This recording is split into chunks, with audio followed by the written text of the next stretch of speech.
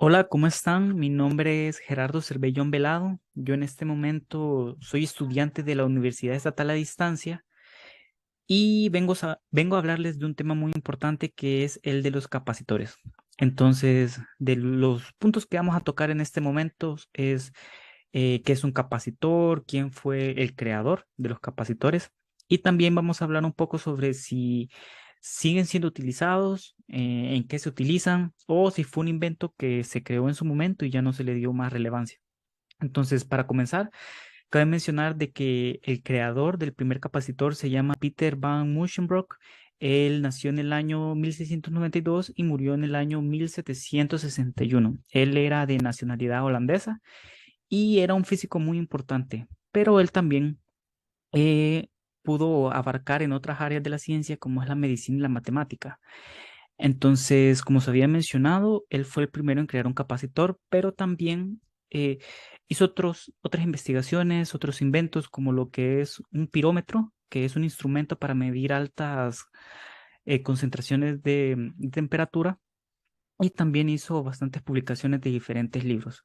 Pero bueno, para entrar a lo importante, él creó el primer capacitor que se llama la botella de Leyden, la cual era una botella que seguramente estará apareciendo como de este lado de acá.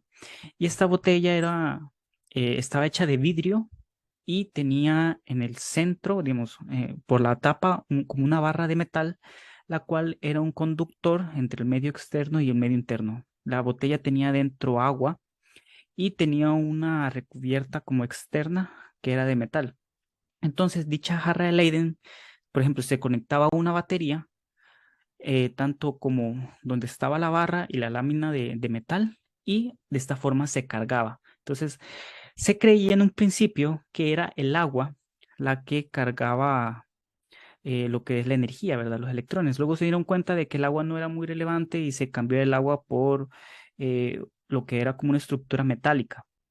Entonces, con el tiempo, se dieron cuenta de que los electrones se encontraban en el agua y se encontraban en las paredes de la jarra. Entonces se encontraban separados por lo que era la capa de vidrio, ¿verdad? El cual era un dieléctrico. Entonces, ¿por qué es importante esta jarra de Leyden? Aparentemente lo que hace es almacenar energía, pero eso no la diferencia de lo que es una batería común. Entonces, lo importante de esta jarra sería para explicar un poco ya su funcionamiento. Cabe mencionar de que en la jarra se crea lo que es un campo magnético, un campo eléctrico.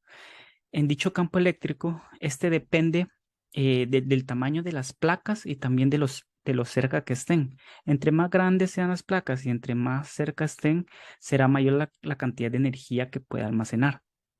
Entonces, cuando conectamos dicho capacitor a un electrodoméstico, por ejemplo, como lo es un ventilador, podríamos decir que se crea un circuito. Una batería alimentaría al ventilador y haría girar sus aspas. Entonces el torque del ventilador empezaría a girar, pero seguramente lo haría de forma lenta.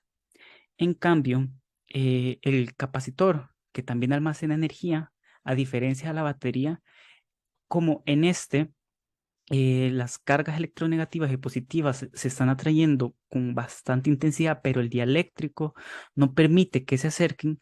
Cuando se crea un circuito y las cargas pueden salir de dicho circuito, lo hacen con energía, lo hacen con movimiento y esto hace que pasen a una gran velocidad, por lo que sería en este caso el motor del ventilador.